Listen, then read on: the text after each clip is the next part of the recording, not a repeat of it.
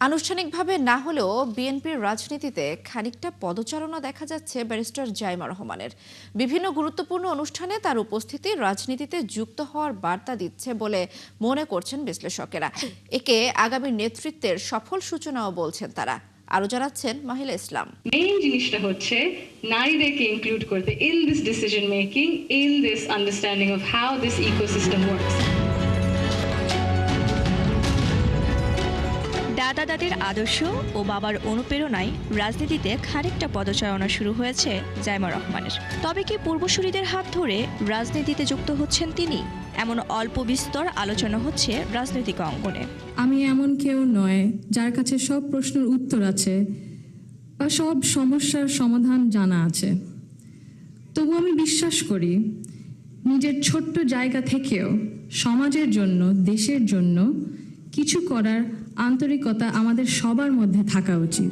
RFL chair বলে chair মানে RFL chair, ক্ষমতার নয় সমতার চেয়ার। গত 25 ডিসেম্বর দেশে ফেরার পর তারেক রহমানের মেয়ে জাইমা রহমান দেশে প্রথম কোনো অনুষ্ঠানে বক্তব্য দিয়েছেন। তার বক্তব্যের মাধুর্য বেশ আকৃষ্ট করেছে সবাইকে।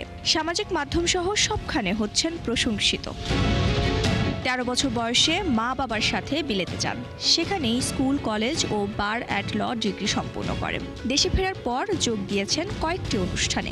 তার বলার ধরন ও বিষয়বস্তু দেশের রাজনীতির জন্য ইতিবাচক হিসেবে দেখছেন বিশ্লেষকরা। তার অ্যাপিয়ারেন্সের মধ্যে একটা গ্রেস আছে যেটা খুব মানুষকে আকৃষ্ট করবে, যেটা তার দাদির মধ্যে ছিল।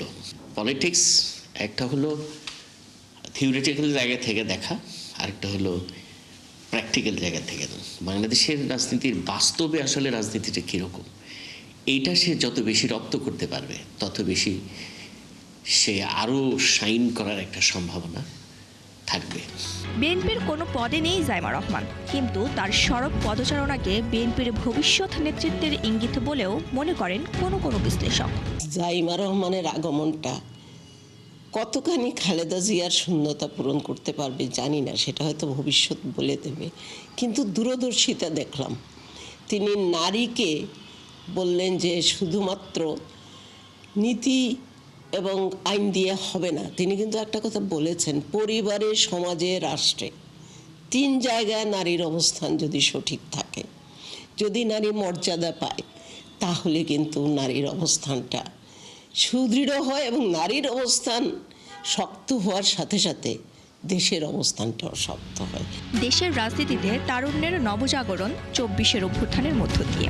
জাইমা রহমানের উপস্থিতি সেই তরুণদের কাছে আরও অনুপ্রেরণার মাত্রা যোগ করবে বলেও মত তাদের। বাংলাদেশে যেই ধরনের রাজনীতি আমরা এতদিন থেকে দেখে এসেছি, সেখানে একটা রাজনৈতিক শিষ্টাচার, গঠনমূলক রাজনীতি, এগুলো কিন্তু আমরা এখনো দেখতে পাইনি। তো সেই তুলনায় তরুণদের কাছে আমাদের প্রত্যাশা কিন্তু সব তরুণই আবার একরকম না। তো সেই জন্য সামনে যারা রাজনীতিতে আসতে চায় তাদেরকে এই রাজনৈতিক শিষ্টাচার, রাজনৈতিক যুক্তিতর্ক, এগুলাকে মাথায় রেখেই রাজনীতিতে আসতে হবে। রাজনৈতিক পরিবারে বেড়ে ওঠা ব্যারিস্টার জাইমা রহমান বিএনপির ভবিষ্যৎ কাণ্ডারি হতে পারেন বলে ধারণা বিশ্লেষকদের। মাহিলা ইসলাম, 71, ঢাকা।